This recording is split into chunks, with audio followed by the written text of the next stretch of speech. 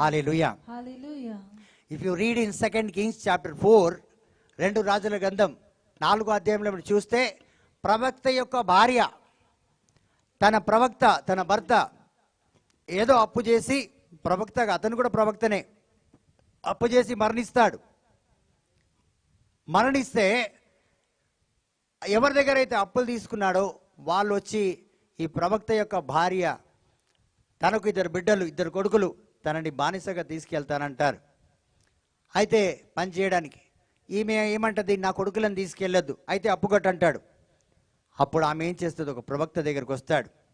ఒక ప్రవక్త దగ్గరికి వచ్చి, అయ్యా నా కుమారులను కాపాడు, నా జీవితాన్ని కాపాడు, నా బిడ్డలు లేకపోతే నాకు ఎవరు లేరు. ఏమైందమ్మా అంటే, నా భర్త కూడా ఒక ప్రవక్తనే, కానీ ఆయన మరణించాడు. ఈ వ్యక్తి దగ్గర డబ్బులు తీసుకున్నాడంట, ఈ వ్యక్తి ఇప్పుడు డబ్బులు అడుగుతున్నాడు, నా దగ్గర లేవు. అప్పుడు ఈ ప్రవక్త ఏమంటాడు, నీ దగ్గర ఏముందంటే, ఆమె నా దగ్గర ఏమీ లేదు, కొద్దిగా పాటు నూనె ఉన్నది. అయితే ఒక పని చేయి, ఇతరుల దగ్గరికి వెళ్ళు, ఖాళీ పాత్రలు తీసుకురా, నీ ఇంట్లోకి వెళ్ళు, తలుపులు మూసుకో, ఆ ఉన్న నూనె ఈ ఖాళీ పాత్రలో పొయ్యి అంటాడు. ఈమె అలాగే చేస్తుంది, ఖాళీ పాత్రలో నూనె పోస్తుంది, నూనె వచ్చినంత పోస్తుంది. ఆ తర్వాత వచ్చి మళ్ళీ ప్రవక్తతో అంటది, అయ్యా నూనె పాత్రలన్నీ నిండిపోయినాయి, అయితే సరే వెళ్ళి అమ్మే. ఏమంటాడు, అమ్మేసి వచ్చిన డబ్బుల్లో ముందు అప్పు తీర్చు అంటాడు. ఫస్ట్ గెట్ ఫ్రీ, ముందు నువ్వు ఆ బంధకాల నుంచి బయటికి రా.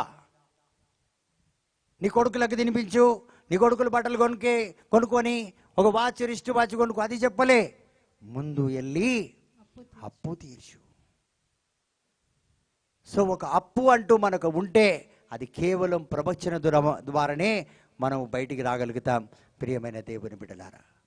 సో ఈరోజు చాలామంది ఎలాంటి సోర్స్ లేకుండా, ఎలాంటి ఆదాయం, ఒక అవకాశం లేకుండా మనం అప్పులు చేసి మనం ముందుకు వెళ్తుంటాం. Praise the lord. సో మీరు ఏదైనా చేయండి, దైవ కార్యం చేయండి, కుటుంబంలో ఏదైనా చేయండి, మీకు తిరిగి ఆ అప్పు తీర్చే ఒక సోర్స్, అంటే ఒక రకమైన ఆదాయం ఇది వస్తేనే ఇది చేయగలుగుతాను, అది ఖచ్చితంగా ఉండాలి.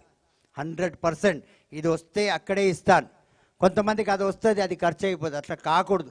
అది వస్తే అది దానికే వెళ్ళాలి, అది అక్కడ తీరిపోవాలి. ఎందుకంటే అప్పులో ఉన్నంత వరకు మీరు సాతాను శోధనకు బానిసై ఉన్నారు. మరి ప్రతి ఒక్కరిని కూడా సాతాను ఇలాగా బానిసగా పెట్టాలని ప్రయాసపడుతుంటాడు. ప్రియమైన దేవుని బిడ్డలారా, ప్రైజ్ ది లార్డ్. హల్లెలూయా. కాబట్టి ప్రియమైన దేవుని బిడ్డలారా, ఈరోజు ఈ యొక్క వాక్కు ద్వారా మీ కుటుంబంలో ఉన్న ప్రతి ఒక్క ఫైనాన్షియల్ సిచ్యువేషన్స్ని దేవుడు తీసివేయాలని నేను ప్రార్థన చేస్తున్నాను.